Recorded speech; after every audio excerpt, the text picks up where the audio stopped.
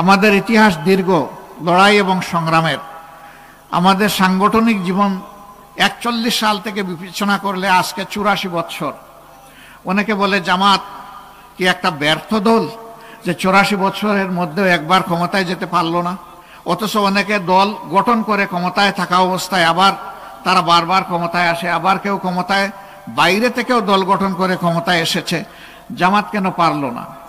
হ্যাঁ, এটি জামাতের দুর্বলতা ধরে নিতে পারেন। জামাত যে আদর্শের দল দেশ গঠন করতে চায়, সেই আদর্শটা ব্যাপকভাবে জনগণের মধ্যে হয়তো বা এর আগে আমরা ছড়াই দিতে পারিনি। আলহামদুলিল্লাহ, এখন দেশের জনগণ সব দেখেছে। এই দেশ দফায় দফায় যারা শাসন করেছেন তাদের সকলকে দেখার সুযোগ জনগণের হয়েছে। এমনকি এক সময় আমাদেরও 2 জন শীর্ষ দায়িত্বশীল সরকারের মন্ত্রী ছিলেন, তাদেরকেও দেশের জনগণ দেখার সুযোগ পেয়েছে। আমরা অন্যদের ব্যাপারে কিছুই বলবো না, মহান আল্লাহ শুকরিয়া আদায় করে বলবো যে আমাদের তখনকার আমির এবং সেক্রেটারি জেনারেল 2 জন পর্যায়ক্রমে 3টা মন্ত্রণালয় তারা সেবা দিয়েছেন মন্ত্রী হিসাবে। আলহামদুলিল্লাহ, তাদের কোনো নিকৃষ্ট দুশ্মনও বলতে পারেনি যে তাদের মন্ত্রণালয়ে দুর্নীতি কিংবা স্বজনপ্রীতি ছিল। এর কারণ হচ্ছে জামাতে ইসলামী কোরআনের আলোকে এই চরিত্রের লোকই গঠন করেছিল। তাদের এই মন্ত্রণালয় থেকে কোনো ধর্মের লোক একথা দাবি করতে পারবে না যে তারা মন্ত্রী থাকা অবস্থায় এই মন্ত্রণালয়ে আমাদের যে হক ছিল এটা আমাদেরকে দেওয়া হয়নি। বরঞ্চ রাষ্ট্রের যে সম্পদ তাদের হাতে তুলে দেওয়া হয়েছিল, তারা দেখেননি কে কোন ধর্মের মানুষ, এটাও দেখেননি কে কোন দলের মানুষ, তারা দেখেছেন এই মানুষটা বাংলাদেশেরই একজন। এই জন্য যার যেটা পাওনা হক তাদের হাতে তারা তুলে দিয়েছিলেন। আমরা আপনাদেরকে কথা দিচ্ছি ইনশাআল্লাহু তাআলা আজিম, যদি আপনাদের ভালোবাসায় সিক্ত হয়ে আগামীতে বাংলাদেশ জামাতে ইসলামী সমস্ত ইসলামী দল, দেশপ্রেমিক দল, মানবিক দলকে সাথে নিয়ে সরকার পরিচালনার সুযোগ পায়, তাহলে ইনশাআল্লাহু তাআলা আজিম আপনাদেরকে একটা মানবিক দেশ আমরা উপহার দেওয়ার চেষ্টা করব। এ দেশটা তাহলে কেমন হতে পারে? এই দেশটা ইনশাআল্লাহ এমন হবে, এই দেশে একজন মা, তিনি ঘরের ভিতরে থাকবেন নিরাপদ, রাস্তায় বের হলে তিনি হবেন সম্মানিত, কাজের ময়দানে তিনি হবেন মর্যাদাপ্রাপ্ত। তার যদি প্রয়োজন হয় সামাজিক ক্ষেত্রে কোনো কর্মক্ষেত্রে যোগদান করার, সেই দক্ষতা যোগ্যতা যদি তার থাকে, যোগ্য জায়গায় তিনি পৌঁছে যাবেন। এখনো তারা পেশাগত দায়িত্ব পালন করেন, কিন্তু 2টি জিনিস আমাদের সমাজ দুঃখজনকভাবে তাদেরকে দিতে পারেনি। একটি হচ্ছে তাদের সম্মান, আরেকটি হচ্ছে তাদের নিরাপত্তা। আমরা কথা দিচ্ছি মায়েরা সেদিন নিরাপত্তা এবং সম্মানের সাথে ইনশাআল্লাহ তাদের দায়িত্ব পালন করবেন এবং জাতি গঠনে তারাও সমান তালে অবদান রাখবেন। আমাদের মায়েরা রাসূল করিম সাল্লাল্লাহু আলাইহি সাল্লামের সাথে থেকে যুদ্ধ করেছেন। আমাদের মায়েরা মহান শিক্ষকের দায়িত্ব পালন করেছেন, যারা ছিলেন রাসূল করিম সাল্লাল্লাহু আলাইহি সাল্লামের সম্মানিতা স্ত্রী আমাদের মা। তারা ব্যবসা করেছেন, সমাজ পরিচালনায় তারা ভূমিকা রেখেছেন। রাসূল করিম সাল্লাল্লাহু আলাইহি সাল্লাম যতদিন জীবিত ছিলেন তাকে পরামর্শ দিয়েছেন, তিনি যখন দুনিয়া থেকে বিদায় নিয়েছেন 4 খলিফাকে তারা পরামর্শ দিয়েছেন। অতএব রাষ্ট্রের সকল ক্ষেত্রে মায়েরা লেগেছিলেন।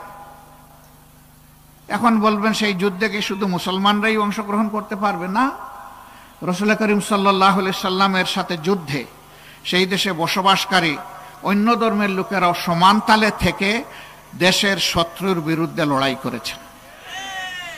সুতরাং এইখানে দল নয়, ধর্ম নয়, দেশ আমাদের সবার। এই নীতির ভিত্তিতে যার যেটা অধিকার তার হাতে সেটা তুলে দেওয়া হবে ইনশাআল্লাহ। অনেকে বলে যে মায়েদেরকে আমরা কোণঠাসা করে ঘরের ভিতরে রাখবো, মোটেই না। রাসূল করিম সাল্লাল্লাহু আলাইহি সাল্লাম সকল কর্মক্ষেত্রে মর্যাদার সাথে, নিরাপত্তার সাথে তাদেরকে যেমন কাজের সুযোগ তৈরি করে দিয়েছিলেন, আমরাও তাদের প্রতি চরম সম্মান রেখে আমরাও সেইভাবে সুযোগ দেব ইনশাআল্লাহ। আজকে দেশের শিক্ষা ব্যবস্থা বিধ্বস্ত। মানুষ আগে গ্রাম এলাকায় দেখতাম একজন লোক এন্ট্রান্স, ম্যাট্রিকুলেশন, এসএসসি পাশ করার পরে তার বাড়িতে দৌড়েই আসতো তাকে দোয়া দেওয়ার জন্য, একটু দেখার জন্য যে আমার এলাকার একটা ছেলে এই লেভেলে পাশ করেছে। আরো উপরে উঠলে মানুষের শ্রদ্ধা ভালোবাসা আরো বেড়ে যেত। আর এখন শিক্ষিত মানুষ দেখলে নিরীহ মানুষ আয়াতুল কুরসি পড়ে বুকে ফু দেয়। হ্যাঁ, সবাই না, শিক্ষিত মানুষের মধ্যে অনেক ভালো মানুষ আছে, কিন্তু বেশিরভাগ এই সমাজের অবস্থা তাই।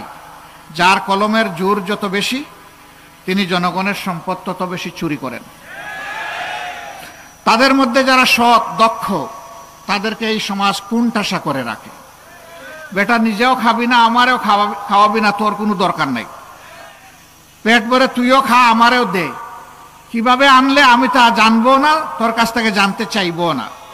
এটাকে হারাম না হালাল এটা আমার জানার কোনো দরকার নাই, আমার আরো চাই, আরো চাই। এই সব নিয়ে শেষ পর্যন্ত আমি পালাই। অবশ্য আমার আগে টাকা পালাইয়া যায়। এরকম লোক বাংলাদেশে আছে না?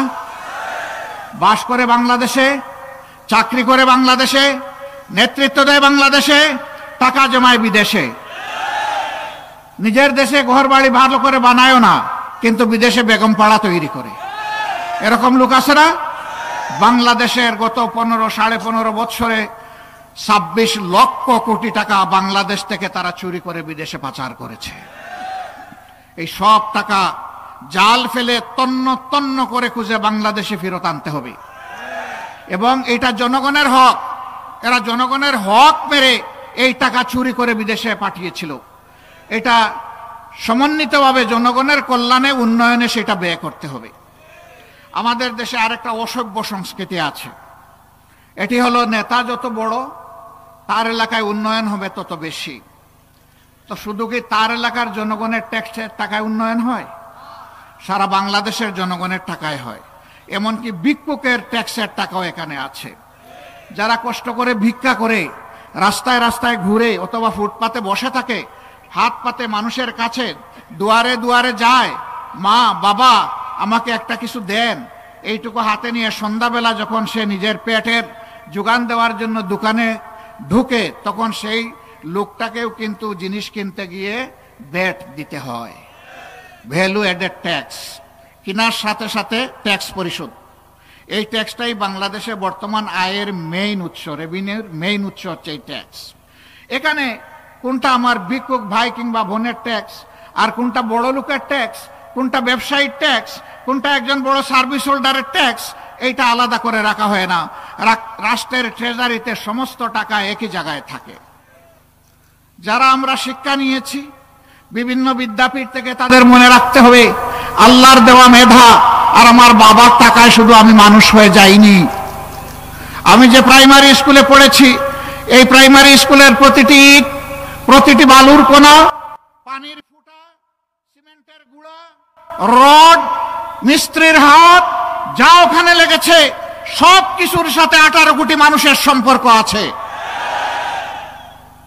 সুতরাং আমি শিক্ষিত ব্যক্তিটি 18 কোটি মানুষের কাছে দায়বদ্ধ, কারণ তাদের টাকায় আজকে আমি মানুষ হয়েছি। এই অনুভূতি যে শিক্ষা তার ছাত্রকে দিতে পারবে না, এই ছাত্র ভবিষ্যতে মানুষ হতে পারবে না, বরঞ্চ সে শিক্ষিত হয়ে বড় ডাকাত হবে। আমরা এই শিক্ষাকে বদলে দিতে চাই। এমন শিক্ষা হবে যে শিক্ষায় মানুষ মানুষকে সম্মান করবে এবং প্রত্যেকটি মানুষ এটা মনে করবে যে আজ আমি শিক্ষিত হওয়ার পিছনে, জাতির সেবক হওয়ার পিছনে, আমার এই পেশা নির্বাচনের পিছনে এ জাতির প্রত্যেকটা মানুষের অবদান রয়েছে। সুতরাং আমার কর্মক্ষেত্রে যার যেখানে যতটুকু পাওনা, আমাকে আল্লাহকে ভয় করে তার পাওনা তার হাতে তুলে দিতে হবে। এমন শিক্ষা আমরা চাই যে শিক্ষার পাঠ চুকিয়ে বিশ্ববিদ্যালয়, কলেজ থেকে, মাদ্রাসা থেকে বের হওয়ার পরে হন্যে হয়ে সোনার হরিণ একটা চাকরির জন্য এ ঘরে ও ঘরে, এ জনে ও জনে তাদেরকে আর ঘোরাফেরা করতে হবে না। বরঞ্চ পাঠ চুকানোর সাথে সাথে সে যখন শিক্ষা প্রতিষ্ঠান থেকে বের হবে, অটোমেটিক্যালি তার যোগ্যতা অনুযায়ী কাজ তার হাতে উঠে আসবে। এইভাবে আমরা প্রত্যেকটা যুবক যুবতীর হাতকে দেশ গড়ার কারিগরের হাতে পরিণত করতে চাই। আমরা এমন একটি দেশ চাই যেখানে কথা বলার ন্যায্য স্বাধীনতা থাকবে। আমি শব্দটা ব্যবহার করছি, ন্যায্য স্বাধীনতা। আমরা সীমাহীন ও অন্যায্য স্বাধীনতায় বিশ্বাসী নই, যেই স্বাধীনতা অপরের চরিত্র হনন করে মিথ্যা গুজব ছড়ায়, একজনের বিরুদ্ধে হিংসা ছড়ায়, আমরা ওই কথা বলার অধিকার দিতেও চাই না, কাউকে দেখতেও চাই না। বরঞ্চ যে কথাটি হবে ন্যায্য কথা, তার নিজের অধিকার হোক অথবা জনগণের অধিকার হোক, এই অধিকারের পক্ষে কথা বলার জন্য তার মুখে কোনো অদেখা তালা ঝুলবে না। আদম সন্তানের মুখ এবং বুক দুটোই খোলা থাকবে। বুকে যা চিন্তা করবে মুখে তা সে বলতে পারবে। আমার সামনে সাংবাদিক বন্ধুরা আছেন, 15.5 বছর এটা তারা পারেননি। তারা নিজেরা সাক্ষী, দেশের 18 কোটি জনগণ সাক্ষী। তাদের হাতে ছিল এক ধরনের অদেখা হ্যান্ডকাপ, আর তাদের মুখে ছিল এক ধরনের অদেখা থালা। অনেক সময় স্ক্রিপ্ট লিখে দিয়ে বলা হয়েছে এই নিউজ হুবহু এইভাবে প্রকাশ করুন।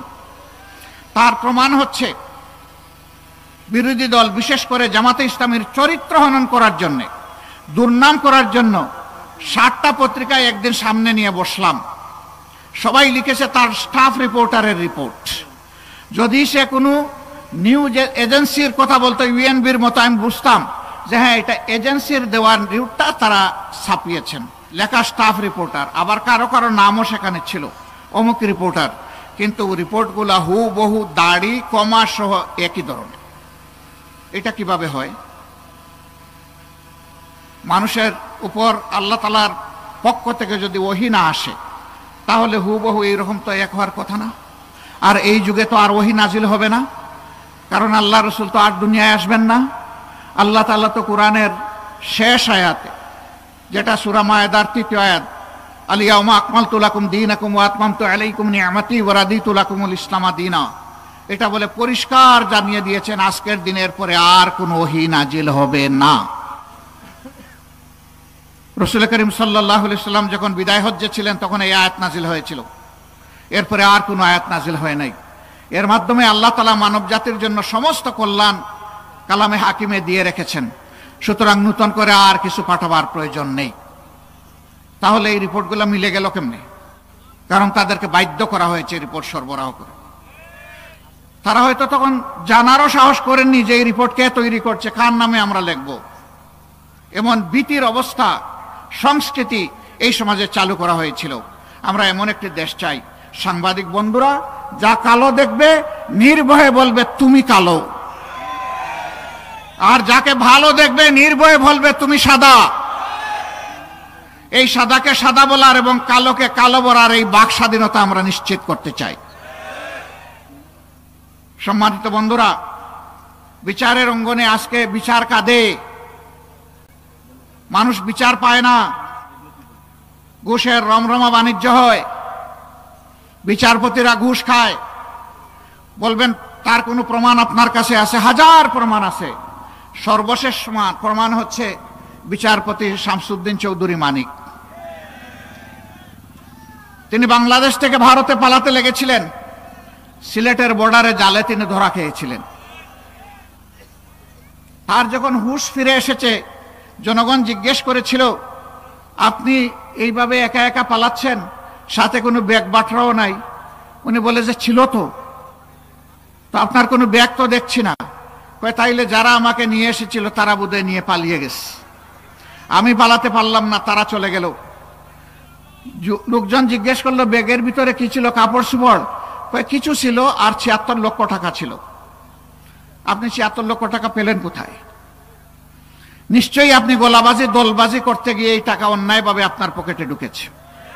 নিশ্চয়ই আপনি যখন বিচার করেছেন তখন সেই টাকা এখানে এসেছে, কারণ আপনার অ্যাকাউন্টে আপনি যখন অবসরে গিয়েছেন তখন অবসরের যত সুযোগ সুবিধা পেয়েছেন আমরা ইতিমধ্যে চেক করেছি, সেইটা আপনার অ্যাকাউন্টে জমা আছে। তাইলে বখরা টাকাটা আসলো কোত্থেকে? যখন আপনি ছিলেন তখন বৈধ টাকাও নিয়েছেন, আবার অবৈধ টাকাও নিয়েছেন। আমরা এমন বিচার নিশ্চিত করতে চাই যেখানে কোনো বিচারক, রাষ্ট্রের কোনো কর্মকর্তা, কোনো কর্মচারী তারা ঘুষের দিকে হাত বাড়াতে আমার দুঃসাহস দেখাবে না। যদি কেউ হাত বাড়ায় তার সেই হাত ভেঙ্গে অবশ করে দেওয়া হবে। যে ঘুষের দিন শেষ। এখন বলবেন অল্প বেতনে বাঁচবো কেমনে? হ্যাঁ, ইয়েস, এই মানবিক বিবেচনা সরকারকে নিতে হবে। আমার ডান দিকে সম্ভবত আপনারা ফায়ার সার্ভিসের লোক, এইদিকে পুলিশের লোক আমি দেখে এসেছি, অন্য বাহিনীর লোকদেরকেও দেখেছি। তারা অনেকে যে বেতন পান তাই দিয়ে সম্মানজনকভাবে জীবন চলা সম্ভব নয়। বিভিন্ন চাকরিতে পেশাতে যারা নিয়োজিত আছেন সরকারি চাকরিতে, তাদের পক্ষে এটা সম্ভব নয়। তখন মানবিক সরকারকে মানবিক বিবেচনায় নিয়ে তারা যাতে সম্মানের সাথে নিজ নিজ অবস্থানের আলোকে বেঁচে থাকতে পারেন সুন্দরভাবে, তা নিশ্চিত করতে হবে। সুতরাং সেখানে বেতন এবং সুবিধা সমন্বয় ঘটাতেই হবে। আজকে এটা না ঘটানোর কারণে এই লোকরা, মাফ করবেন আমাকে, ওনারা যদি কারো হাত থেকে 2-4 টাকা নেয় এটা এমন কিছু না, কিন্তু উপরে যারা বসে আছে এক কলমের কোথায় মিলিয়ন মিলিয়ন টাকা বাংলাদেশ থেকে চলে যায়। যদি তাদেরকেও সম্মানজনকভাবে প্রোভাইড করে বলা হতো সাধু সাবধান, হাত দিবেন না ডানে কিংবা বামে, শুধু সিরাতুল মুস্তাকিম সামনে দেখবেন, আগামী মাসের 1 তারিখ যেটা পাবেন ওটার উপরেই সন্তুষ্ট থাকবেন, ডানে বামে তাকাবেন না, তখন নিশ্চয়ই তারা তাকাতেন না। কারণ তারা সম্মানজনকভাবে বাঁচার তারা নিশ্চয়তা পেয়েছেন সমাজ থেকে, রাষ্ট্র থেকে, সরকার থেকে। ইনশাআল্লাহ মানবিক সরকার সেই দায়িত্ব পালন করবে। এইভাবে আমরা একটা সমন্বিত বাংলাদেশ গড়ে তুলতে চাই, যে কোথাও দুঃশাসনও হবে না, দুর্নীতিও চলবে না। এই দুই অপদার্থ ক্যান্সারকে সমাজের যদি আমরা সমাজ থেকে তাড়াতে না পারি, তাহলে স্বপ্নের বাংলাদেশ কেউ কোনোদিন গড়তে পারবে না। এই দুঃশাসন এবং দুর্নীতিকে যে কোনো মূল্যে সমাজ থেকে নির্মূল করতে হবে ইনশাআল্লাহ। আজকে খুশি হয়েছে, এখানে যখন বসলাম দেখলাম একটু বৈষম্য আছে। আমাদেরটা লাল, আপনাদেরটা নীল, এটা একটা বৈষম্য। আপনাদের পায়ের নিচে দেখেন নীল আছে, আমাদের এটা লাল। আবার আপনারা নিচে বসেছেন, আমরা উপরে, কিন্তু আল্লাহ তাআলা একটা সমতা এনে দিয়েছেন। এবার সূর্য আমাদের দিকে, আপনাদের দিকে না। আমার পাশের একজন বন্ধু আমাকে বললেন একটা ছাতা দিব কিনা। আমি মনে মনে ভাবতেছি কত ছাতা দেবেন। এখন তো বৈষম্য বিরোধী আন্দোলন চলতেছে এবং আমরা সবাই বৈষম্যের পক্ষে। তাই আমি ভাবলাম যে 65 হলেই তো উনার পাওয়ার কথা, তাহলে উনি পাচ্ছেন না কেন? আমি মাগুরাবাসীকে, উনার বাড়ি দেখলাম শ্রীপুর, আমি যদি ভুল করে না থাকি, কিরণবালা, শ্রীপুর উনার বাড়ি। আমি বললাম যে যান, উনার বাড়িতে যান, খবরটা নেন, বিষয়টা সত্য কিনা। তারা আমাকে জানালেন হ্যাঁ বিষয় সত্য। আমি বললাম ওনার ঘর দুয়ার কেমন দেখেছেন? বললেন যে বিধ্বস্ত, বিপুল সংখ্যক মানুষের ঘর, তারা সম্মানের সাথে বসবাস করার মতো এটা উপযোগী নয়। আমি বললাম যে এই গ্রামে সবচেয়ে উন্নত মানের যে ঘর আছে সেই সমপরিমাণ মানের একটা ঘর আপনারা বানান। এই ঘর যখন সম্পন্ন হবে ঘরের কাজ, তখন আমি দেখতে আসব এবং তাদের দোয়া নিতে আসব। অ্যাকর্ডিংলি আমি আসলাম। আসার পরে কিরণবালা একটা সাদা ধবধবা শাড়ি পরে আসলেন, তার সাথে প্রায় সমবয়স্ক আরেকজন আসলেন। আমি প্রথমে ভেবেছি দুইজন বোধহয় আপন বোন, ছোট বোন বড় বোন হবেন। তারা পাশাপাশি বসেছেন। আমি জিজ্ঞেস করলাম যে আপনাদের কার কি পরিচয়? কিরণবালা তখন বললেন যে আমি কিরণবালা আর এ আমার মেয়ে। মানে মেয়ের বয়সটাও এমন যে তিনি অত্যন্ত বয়স্ক হয়ে গিয়েছেন। সম্ভবত তারা বলেছিলেন মেয়ের বয়স 94 বছর, তাও 100-র কাছাকাছি। তাদের হাতে ঘরের চাবি তুলে দেওয়ার পরে জিজ্ঞেস করলাম যে আপনাদের পেশা কি, কি দিয়ে আপনাদের সংসার চলে? তো তার একজন নাতনি জামাই ছিল, উনিও তাদের সাথে থাকতেন। তো নাতনি জামাইয়ের ছেলে, সে একটা কাজ করে আর নাতনি জামাই একটা কাজ করে। ছেলে একটা চাকরি করে, আমি বললাম ওকে, তার চাকরি চলুক। আর নাতনি জামাই একটা পেশায় দিয়ে যেত। আমি বললাম যে এই পেশাটাকে আরো শক্তিশালী করতে হলে কি করা লাগবে? তারা একটা পরামর্শ দিলেন। আমরা ওখানে বসেই একটা সিদ্ধান্ত নিলাম এবং তাদের হাতে তুলে দিলাম। আমি সেদিন দেখি নাই উনি কোন ধর্মের, আমি দেখেছি তিনি আমার একজন মায়ের মতো। আমি একজন মায়ের পেট থেকে দুনিয়া এসেছি, তিনিও কতিপয় সন্তান সন্ততির জন্ম দিয়েছেন। সুতরাং মায়ের জাতকে সম্মান করা এটা ছিল আমার দায়িত্ব। এইটা নিয়ে পত্রপত্রিকায় কোনো প্রচারণা চালাইনি, কারণ এই কাজটা বাহবা পাওয়ার জন্য করিনি। এই কাজটা মনের নৈতিক অনুভূতি বা মানবিক দায়বদ্ধতার দিক থেকে আমরা করতে বাধ্য হয়েছিলাম। আমরা সরকারে ছিলাম না, বরঞ্চ সরকারে কারা ছিল জানেন তো? আমাদেরকে হাইকোর্ট সুপ্রিম কোর্ট কিছুই দেখানো বাকি রাখে নাই, তারা সরকারে ছিল। আমরা বলি নাই যে এটা সরকার করুক, এই দাবিও তুলি নাই। সরকার দেখে নাই, সরকারের চোখে স্টিলের চশমা ছিল, আমাদের চোখে কোনো চশমা নাই, খালি চোখে আল্লাহ আমাদেরকে দেখার যে সুযোগ দিয়েছেন, এই জন্য আলহামদুলিল্লাহ, সেই শুকরিয়াই আমরা আদায় করেছি। আপনারা আরো শুনেছেন যে একবার কক্সবাজারে একটা বৌদ্ধ উপাসনায় যাওয়ার সময় 8 জন মানুষ একই পরিবারের, তারা দুর্ঘটনায় নিহত হন। আমরা কক্সবাজারের সংগঠনকে বললাম চলে যান, এই আমাদের সামর্থ্য, তাদের হাতে পৌঁছে দেন আর তাদেরকে বলেন যে আমরা আছি তাদের সাথে, তারা যেন আমাদেরকে তাদের পরিবারের সদস্য মনে করে। বেঁচে আছেন মাত্র একজন, সবাই মারা গেছে এক পরিবারের। ওনাকে বললাম যে এখন আপনি আমাদের পরিবারের সদস্য, আমরা দেখি নাই তিনি কোন ধর্মের, কারণ জামাতে ইসলামী সকল ধর্মকে সম্মান করে। ধর্ম বাছাই করার অধিকার প্রত্যেকটি নাগরিকের একক অধিকার, ধর্ম চাপিয়ে দেওয়ার অধিকার কারো নেই। সম্মানিত ভাইয়েরা, এবারকার এই পরিবর্তনের পরে আপনারা লক্ষ্য করেছেন সকল ধর্মের উপাসনালয়ে আমরা আমাদের ভলেন্টিয়ারদেরকে বলে দিয়েছি, যান পাহারা দেন, মানুষের জীবন, সম্পদ এবং ইজ্জত, এই তিনটার পাহারাদারি করুন। একেবারে অনবরত মুষলধারে বৃষ্টি পড়ছে, আবার মাঝে মাঝে রোদ উঠছে, ওই বৃষ্টিতে ভিজে যাকে যেখানে বসা হয়েছিল সে এক চুল সেখান থেকে নড়ে নেই। বলা হয়েছে যার যত সময় সেখানে দায়িত্ব পালনের কথা, তিনি তত সময় সেখানে স্টিলের মতো দাঁড়িয়ে থাকবেন, শুধু ব্যতিক্রম খাওয়া এবং নামাজ, এই দুইটার জন্য আপনারা সুযোগ পাবেন, বাকিটা আপনাদেরকে দাঁড়িয়ে পাহারা দিতে হবে। আলহামদুলিল্লাহ, বড় কোনো দুর্ঘটনা ঘটে নাই। তবে রাজনৈতিকভাবে যারা অতিরিক্ত দলবাজ ছিলেন, মানুষকে বিভিন্নভাবে কষ্ট দিয়েছেন, মানুষ তাদের অনেকের উপর থেকে কিছু প্রতিশোধ নিয়েছে। আমরা নেইনি, আমাদের সংগঠন নেয়নি, আমাদের সহকর্মীরা নেয়নি, সাধারণ মানুষ নিয়েছে। তারা যেহেতু মানুষকে কষ্ট দিয়েছে, এই প্রতিশোধ নেওয়ার সময় তারা দেখে নাই কে কোন ধর্মের, দেখেছে যে তিনি একজন জালেম ছিলেন।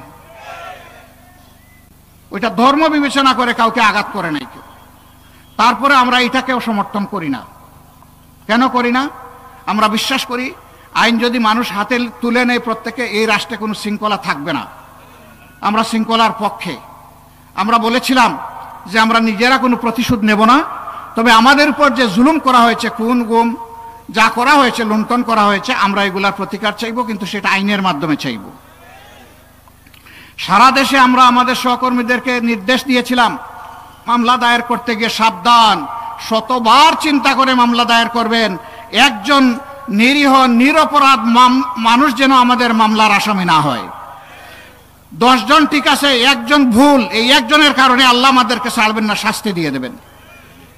আমরা তাই চেষ্টা করেছি। এই জন্য আমাদের দায়ের করা মামলাগুলোতে 500, 700, 1000 আসামি কোথাও আপনারা খুঁজে পাবেন না। সুনির্দিষ্ট আসামি, যে যেখানে অপরাধ করেছে তার নাম, এর বাইরে নাই। তিনি যেই হন না কেন, তার নাম বাদ দেওয়া হয়নি, কারো মুখের দিকে তাকানো হয়নি।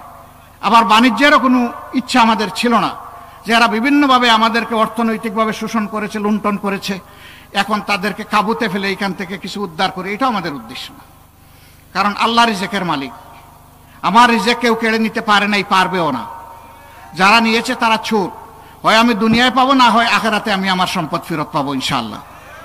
আমার সম্মানিত ভাইরা, সেই স্বপ্নের মানবিক বাংলাদেশটা আমরা গড়তে চাই। আপনারা কি এই দেশ গড়ার কাজে আরেকবার শপথ নিতে পারবেন? বুঝে শুনে বলেন, পারবেন? তাহলে লড়াই কিন্তু শেষ হয়নি, লড়াই কিন্তু শেষ হয়নি, লড়াই সামনে অনেক রয়ে গেছে। আমাদের সন্তানেরা যে স্লোগান দিয়েছে, আমরা একই স্লোগান দেব, আবু সাইদ মুক্ত, শেষ হয়নি যুদ্ধ। সবাই বলুন, আবু সাইদ মুক্ত। আলহামদুলিল্লাহ, সেই যুদ্ধের সৈনিক হব আমরা ইনশাআল্লাহ। নিজের জন্য, প্রিয় দেশের জন্য।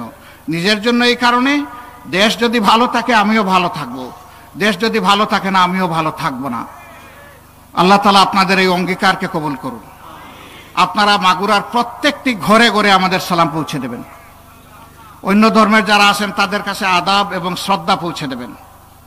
এখানে বিভিন্ন ধর্মের ভাইয়েরা এসেছেন, মন খুলে তারা কথা বলেছেন, আমি তাদেরকে মোবারকবাদ জানাই এবং কৃতজ্ঞতা জানাই। তারা আমাদের দাওয়াত কবুল করে এখানে এসেছেন। আমরা হাতে হাত ধরে কাঁধে কাঁধ রেখে আগামীতে বৈষম্যহীন সমাজ গড়ব ইনশাআল্লাহ।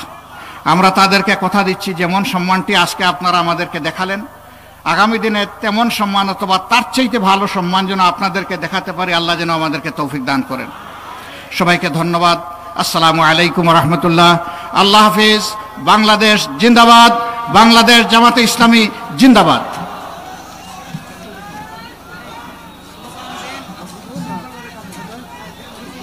স্লোগান দেন।